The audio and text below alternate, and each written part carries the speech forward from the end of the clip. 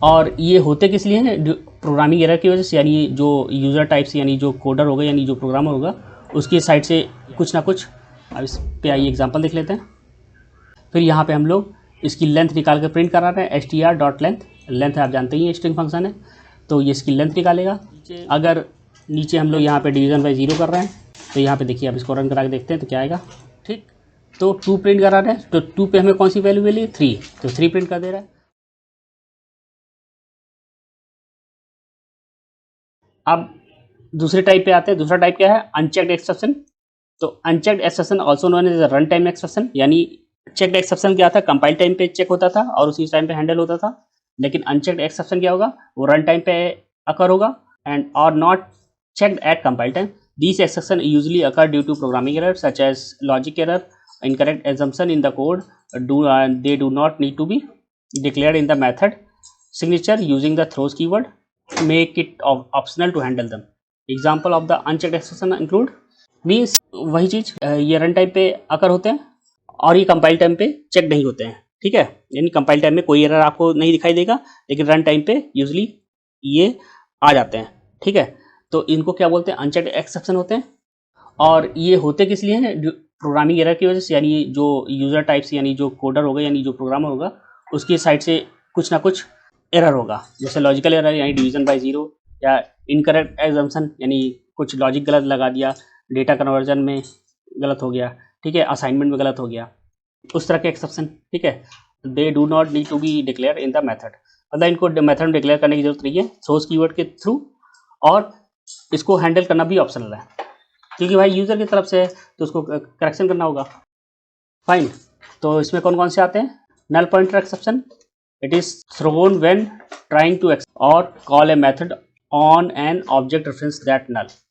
Means null pointer exception, suppose जैसे आपने कोई स्ट्रिंग में कोई स्ट्रिंग वेरिएबल लिया, स्ट्रिंग वेरिएबल st ले लिया, ठीक है, str ले लिया, स्ट्रिंग वेरिएबल str, और उसमें हम लोगों ने कोई भी स्ट्रिंग इनिशियलाइज नहीं की, जस्ट नल डाल दिया, और अगर अब हम लोग उसकी लेंथ निकालेंगे तो हमको क्या मिलेगा? नल मिलेगा। ठीक है, तो वो किस तरह का एक्सेप्शन होगा? नल पॉइंटर एक्सेप्शन, क्योंकि स्ट्रिंग जो वेरिएबल लिया है हमने str, उसमें कोई भी स्ट्रिंग स्टोर नहीं की है, नल डाल दिया सीधा सीधा, अब उसकी लेंथ निकाल लें तो एरर देगा ही देगा। ठीक है, तो कौन सा एक्सेप्शन होगा? Null pointer exception. दूसरा क्या है? Array index out of bound exception, means it is occur when we try to access an array element with an invalid index. Means वो एरर, जैसे मान लीजिए कोई एरे है हमारे पास इंटीजर वाला ए, ठीक है, उसमें 5 एलिमेंट हैं, और कैलकुलेशन के बाद, यानी प्रोग्राम करने के बाद हम लोग प्रिंट कौन सा करा रहे हैं? उसको 10 तक प्रिंट करा रहे हैं या 6 तक प्रिंट करा रहे हैं। तो जब 5 एलिमेंट है तो इसका इंडेक्सिंग कहाँ से कहाँ तक होगा? 0 से लेकर 4 तक। और हम लोग कौन सा इंडेक्स प्रिंट करा रहे हैं? 6 प्रिंट करा रहे हैं, 10 प्रिंट करा रहे हैं, तो एरर देगा ही देगा, क्योंकि एरे का इंडेक्स जो है वो बाउंड से ऊपर चला गया है। ठीक है, यानी वो जो बाउंड इंडेक्स था 0 to 4, उससे ऊपर चला गया है। अभी मैं प्रोग्राम के थ्रू आपको समझाऊंगा, यहाँ पे मैं थ्योरेटिकली आपको समझा रहा हूँ। फिर तीसरा क्या है? अर्थमेटिक ऑब्सेशन, यानी वही डिवीजन बाय 0, मीन्स ऐसे वेरिएबल आ गए या कैलकुलेशन के बाद ऐसा आ गया जिसमें डिनोमिनेटर क्या हो गया? 0 हो गया, तो 0 से डिवाइड करने पे क्या होगा? इनफाइनाइट आ जाएगा, तो ये लॉजिकल एरर है।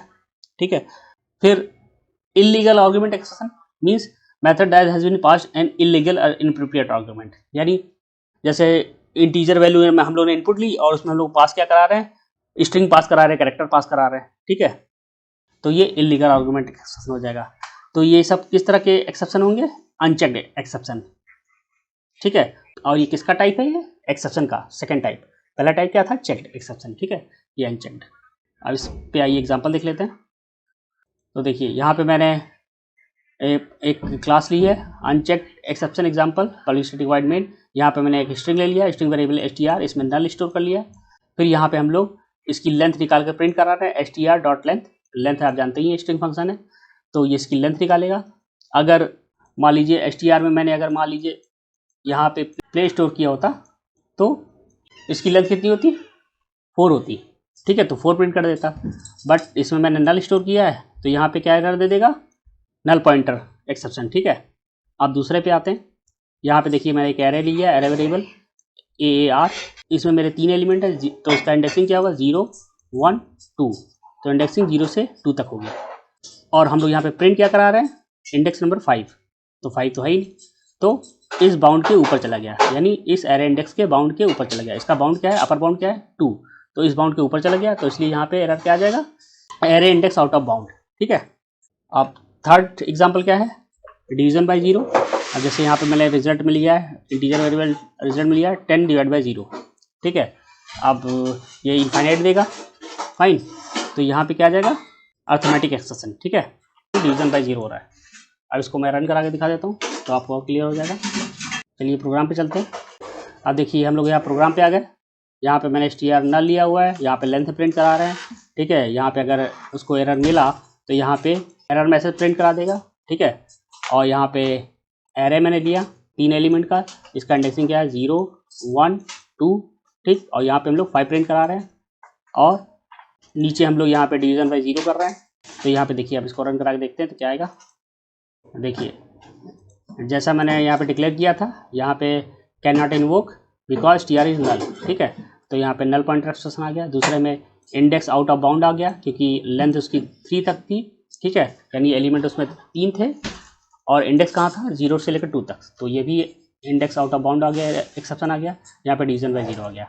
अब मैं इसमें थोड़ा सा चेंज करता हूँ, तब देखते हैं। उसमें मैं सही वैल्यू डालता हूँ, फिर देखते हैं क्या आता है। जैसे यहाँ पे मैंने डाल दिया t और यहाँ पे मैंने डाल दिया 2, यहाँ पे मैंने डाल दिया 5, फाइन। अब देखते हैं क्या आता है। कंपाइल किया, नो सिंटैक्स एरर। तो देखिए 3 3 दे रहा है। तो यहाँ पे मैंने t लिया होता तो इसकी लेंथ कितनी है 3, यानी इसमें 3 कैरेक्टर हैं तो लेंथ 3 आ गई। तो यहाँ पे 3 प्रिंट कर दिया। अगेन ये 3 आ रहा है। 3 किस लिए आ रहा है, क्योंकि यहाँ पे इंडेक्स कितना है, इंडेक्स यहाँ पे 0 1 2। ठीक। तो 2 प्रिंट करा रहा है, तो 2 पे हमें कौन सी वैल्यू मिली 3, तो 3 प्रिंट कर दे रहा है। फाइन। अब नीचे यहाँ पे कुछ नहीं प्रिंट कर रहा है क्योंकि मैंने प्रिंट कराया नहीं। अगर ट्राई के अंदर हम लोग इसको प्रिंट रिजल्ट को प्रिंट करा देते तो क्या प्रिंट कर देता है, यहाँ पे 2 प्रिंट कर देता। ठीक। और ये सही है तो इसलिए ये वाला एग्जीक्यूट ही नहीं हुआ।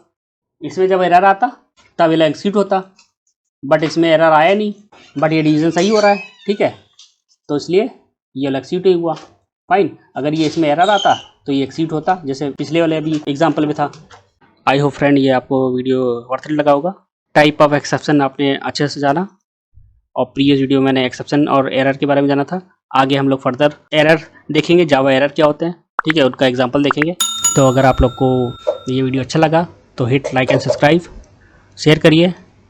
और कोई कमेंट या सजेशन है या कहीं दिक्कत आ रही है तो आप लोग मुझे पर्सनली मेल भी कर सकते हैं, कमेंट भी कर सकते हैं, मैं आपकी पूरी हेल्प करूँगा।